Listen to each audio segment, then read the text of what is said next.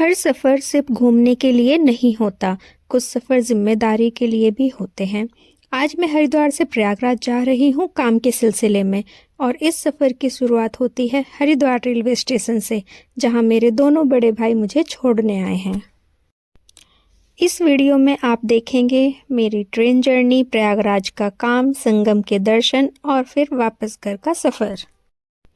नमस्ते दोस्तों, मैं हूँ प्रेरणा सैनी, और अगर आपको रियल ट्रैवल, ट्रेन जर्नीज और सिंपल लाइफ के सफ़र पसंद हैं तो आप बिल्कुल सही जगह पर हो। आज का व्लॉग थोड़ा डिफरेंट है क्योंकि ये ट्रिप सिर्फ घूमने के लिए नहीं है। प्रयागराज में काम के लिए जा रही हूँ, लेकिन सफ़र के बीच कुछ खूबसूरत पल भी मिलने वाले हैं। वीडियो को एंड तक देखना क्योंकि संगम का एक्सपीरियंस बहुत शांत और स्पेशल रहा। ट्रेन की खिड़की से दिख रहा है रायसी का पुल, पल भर के लिए ही सही, लेकिन सफ़र में एक खूबसूरत ठहराव जैसा। गाड़ी रुकती नहीं, लेकिन मन थोड़ी देर के लिए इस मंजर में अटक जाता है। कुछ जगह सिर्फ देखी नहीं जाती, वो बस गुजर जाती हैं, जैसे ये पुल। अब हम पहुंच चुके हैं चंदौसी जंक्शन। यहाँ ट्रेन लगभग 40 मिनट के लिए रुकी हुई है। लंबे सफ़र में ऐसे स्टेशंस थोड़ी देर का सुकून दे देते हैं। चाय की खुशबू, प्लेटफॉर्म की हलचल और रुकी हुई ट्रेन सब मिलकर सफ़र को जिंदा बना देते हैं। 40 मिनट का वेट है तो थोड़ा चलना फिरना और फिर दोबारा सफ़र शुरू।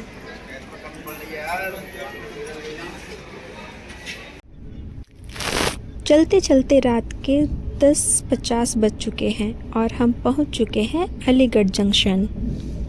दिन भर के सफ़र के बाद रात के स्टेशंस का अलग ही सुकून होता है। कम भीड़, पीली रोशनी और थकी हुई ट्रेन। सफ़र अभी बाकी है, लेकिन रात का ये ठहराव सफ़र को और गहरा बना देता है। 2 मिनट का रुकना, फिर प्रयागराज की तरफ रात के सफ़र को आगे बढ़ाते हैं।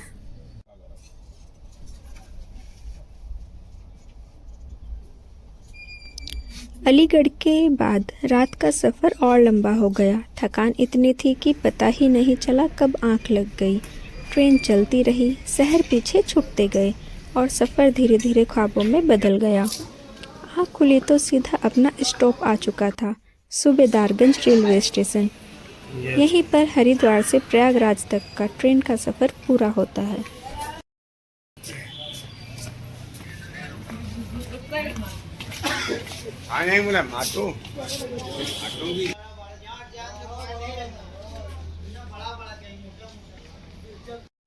सूबेदारगंज पहुंचने के बाद सीधा अपने स्टे पर आए, थोड़ा फ्रेश हुए और बिना टाइम वेस्ट किए इलाहाबाद हाई कोर्ट के लिए निकल पड़े।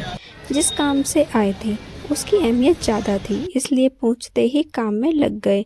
अंदर रिकॉर्डिंग अलाउड नहीं है, इसलिए यहाँ केवल कैमरे में नहीं, बस यादों में रह गए। सफ़र का ये हिस्सा कम दिखाई देता है, लेकिन ये इलाहाबाद हाई कोर्ट का बाहरी हिस्सा है। यहाँ हर रोज़ गाड़ियों की भीड़, लोगों की आवाजाही और काम की जल्दी दिखाती है। इस भीड़ के बीच हर कोई अपनी उम्मीद और अपनी फाइल के साथ आता है। यहीं पर हम भी अपना काम पूरा करने आए हैं। कैमरे के लिए ज़्यादा कुछ नहीं, लेकिन जिम्मेदारी बहुत ज़्यादा। शहर का ये हिस्सा सफ़र का नहीं, फ़र्ज़ का हिस्सा है। हाई कोर्ट के बाहर फ्लाईओवर के नीचे ये छोटी छोटी दुकानें शहर की असली तस्वीर दिखाती हैं। यहाँ चाय सिर्फ पीने की चीज़ नहीं, थकान उतारने का बहाना होती है। गर्मा गर्म चाय और काम के बीच का छोटा सा ब्रेक। कोई फाइल हाथ में लिए खड़ा है, कोई सिर्फ 2 मिनट सुकून लेने आया है। इन छोटी दुकानों पर शहर थोड़ी देर के लिए सांस लेता हुआ लगता है।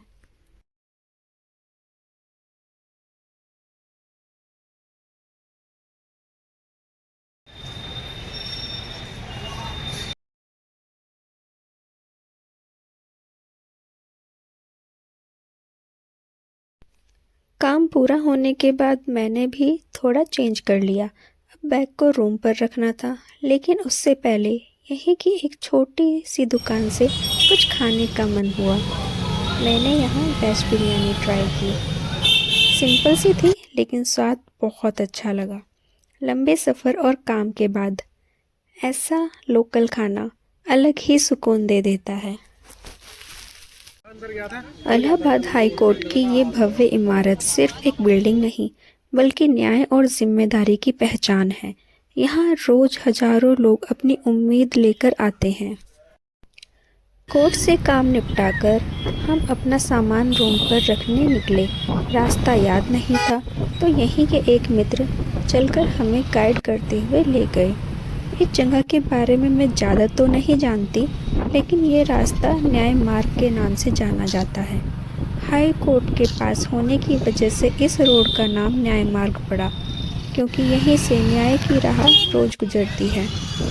कभी कभी सफ़र में रास्ता सिर्फ जगह से नहीं, लोगों से भी मिल जाता है।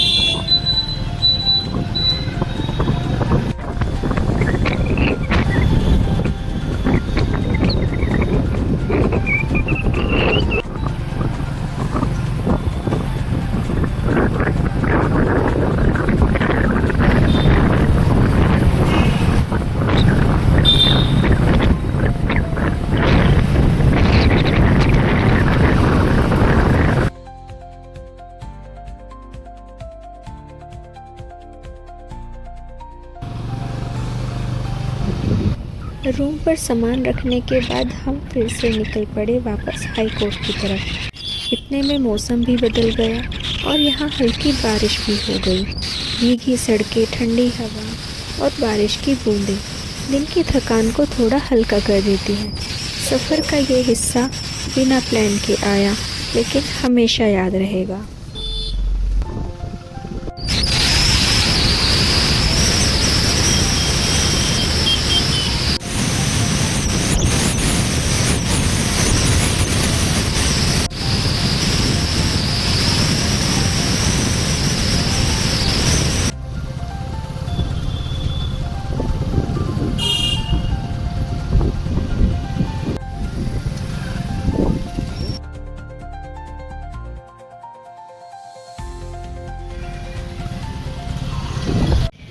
यहाँ एक और चीज़ नोटिस की, पेट्रोल पंप भी अपनी जगह पर नहीं लग रहा।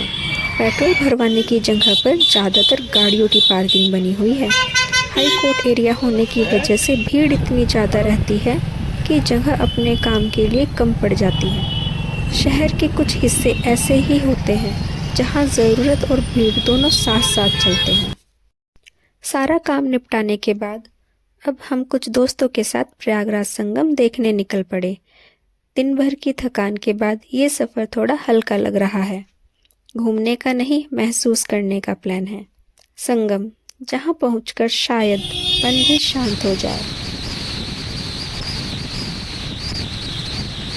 संगम जाते हुए इस रास्ते पर एक शांत और भव्य चर्च नज़र आता है। ये है ऑल सेंट्स कैथेड्रल, जिसे पत्थर गिरजा के नाम से जाना जाता है। ब्रिटिश काल में बनी ये चर्च गोथिक स्टाइल आर्किटेक्चर का एक खूबसूरत उदाहरण है।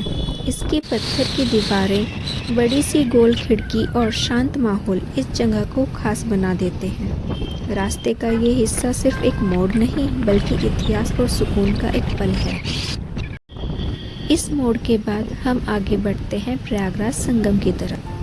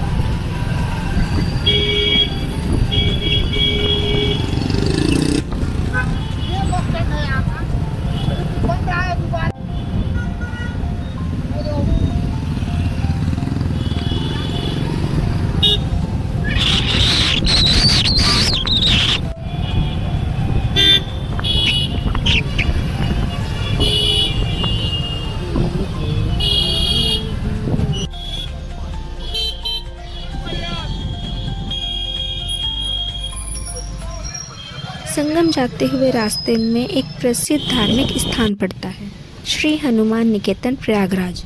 यह मंदिर अपने भव्य प्रवेश द्वार और रथ रूप शिल्प कला के लिए पहचाना जाता है। यहाँ हनुमान जी खड़े हुए स्वरूप में विराजमान है और ये मंदिर शहर के लोगों की गहरी आस्था से जुड़ा हुआ है।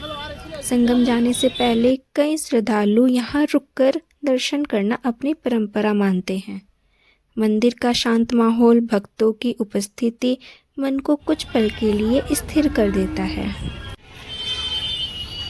दर्शन के बाद हनुमान जी का नाम लेकर हम भी आगे बढ़ते हैं प्रयागराज संगम की तरफ।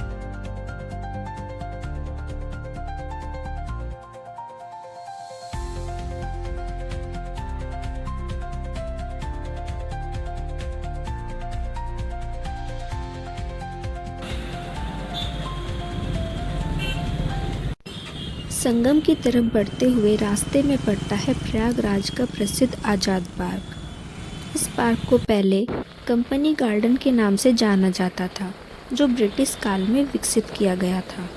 बाद में यह पार्क भारतीय स्वतंत्रता संग्राम से जुड़ गया, जब यहीं चंद्रशेखर आज़ाद ने अपना बलिदान दिया। उनकी याद में इसका नाम आज़ाद पार्क रखा गया। आज यह जगह प्रयागराज के इतिहास और राष्ट्रीय चेतना की एक महत्वपूर्ण पहचान है। हम अंदर तो नहीं गए, लेकिन इस जगह के पास से गुजरना भी इतिहास को महसूस करने जैसा है।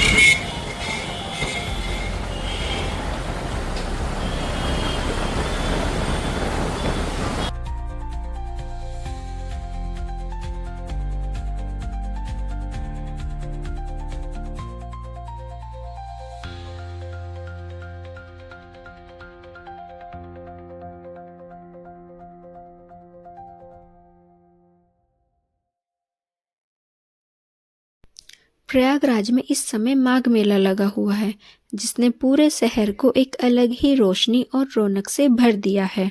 सड़कों के दोनों तरफ सजावट, रंग बिरंगी लाइटनिंग और हर पल बढ़ती भीड़ मेले का माहौल बना रही है। माघ मेले का गहन धार्मिक महत्व माना जाता है, जहां देश के अलग अलग हिस्सों से श्रद्धालु यहां पहुंचते हैं। गंगा स्नान, पूजा पाठ और ध्यान पुण्य के लिए लोग इस दौरान प्रयागराज आते हैं। सड़कों से गुजरते हुए महसूस होता है कि ये सिर्फ एक मेला नहीं बल्कि परंपरा और आस्था का संगम है। यहाँ संत, कल्पवासी और यात्री एक साथ नजर आते हैं, जो इस मेले को और विशेष बना देते हैं। इसी भीड़ और सजावट के बीच आगे बढ़ते हुए हम पहुंच जाते हैं प्रयागराज संगम, जहां नदियों का मिलन ही नहीं बल्कि सदियों पुरानी आस्था और श्रद्धा का अनुभव होता है।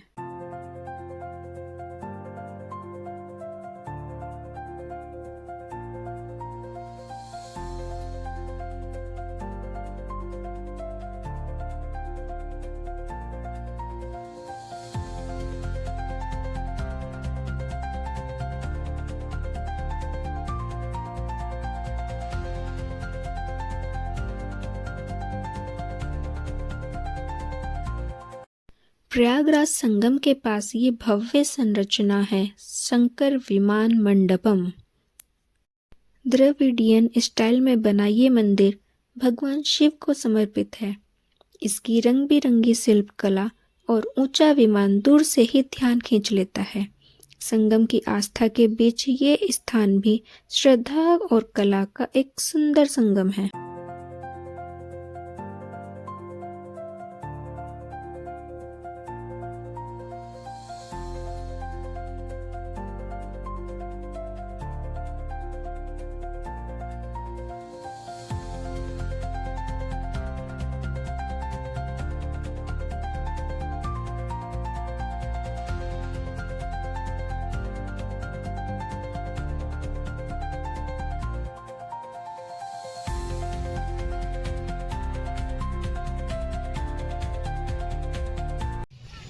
और आखिरकार इतना सफ़र तय करने के बाद हम पहुंच जाते हैं प्रयागराज संगम। यह वही पवित्र स्थान है जहां गंगा, यमुना और अदृश्य सरस्वती का मिलन माना जाता है। सदियों से यह संगम आस्था, तपस्या और परंपरा का केंद्र रहा है। यहाँ आकर महसूस होता है कि नदियाँ सिर्फ पानी नहीं बल्कि समय, संस्कृति और विश्वास को अपने साथ बहता हुआ लाती हैं। माघ मेला और कुंभ जैसे विशाल धार्मिक आयोजन इसी संगम के किनारे होते हैं, जहाँ देश विदेश से लाखों श्रद्धालु आते हैं। कोई यहाँ स्नान के लिए आता है, कोई पूजा पाठ के लिए, तो कोई बस इस शांत माहौल को महसूस करने के लिए। दो अलग अलग रंग की नदियों का साथ साथ बहना इस जगह को और भी विशेष बना देता है। यहाँ का हर दृश्य एक कहानी कहता है। संत, साधक, यात्री और आम लोग सब इस संगम का हिस्सा बन जाते हैं। हवा में गहनती और मंत्रता की ध्वनि, पानी पर चलती नाव और डूबता उतरता सूरज इस पल को और भी स्मरणीय बना देता है। प्रयागराज संगम सिर्फ एक टूरिस्ट प्लेस नहीं, यह भारत की आत्मिक पहचान का एक जीता जागता प्रतीक है। यहाँ आकर मन अपने आप शांत हो जाता है और लगता है जैसे सफ़र सिर्फ शहर का नहीं बल्कि खुद के अंदर का भी हो। इसी अनुभव के साथ हम संगम से ये यादें समेटकर आगे बढ़ते हैं।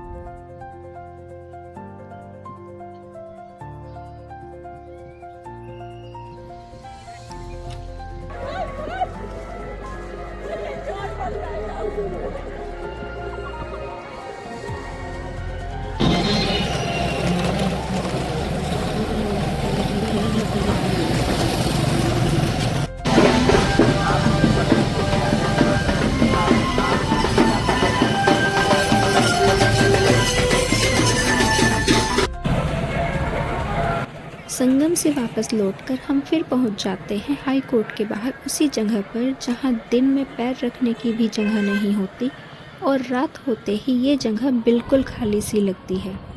शहर का एक और रूप। वक्त हो चुका है घर वापसी का, क्योंकि 8:30 बजे हरिद्वार के लिए हमारी ट्रेन है। इसलिए रूम से सामान लेकर हम निकल पड़ते हैं स्टेशन की तरफ। दिन भर का सफ़र, थकान और यादें सब साथ चल रहे हैं। प्रयागराज ने आज हमें सिर्फ जगहें नहीं, कुछ अनुभव भी दिए। अगर आपको ये प्रयागराज का सफ़र अच्छा लगा हो तो वीडियो को लाइक ज़रूर करें, और ऐसे ही ट्रैवल, हिस्ट्री और रियल एक्सपीरियंस वाले व्लॉग्स के लिए चैनल को सब्सक्राइब करें। वीडियो को शेयर करें और कमेंट्स में बताएं आपका फेवरेट पल कौन सा रहा। मिलते हैं अगली जर्नी में, तब तक के लिए धन्यवाद और नमस्कार।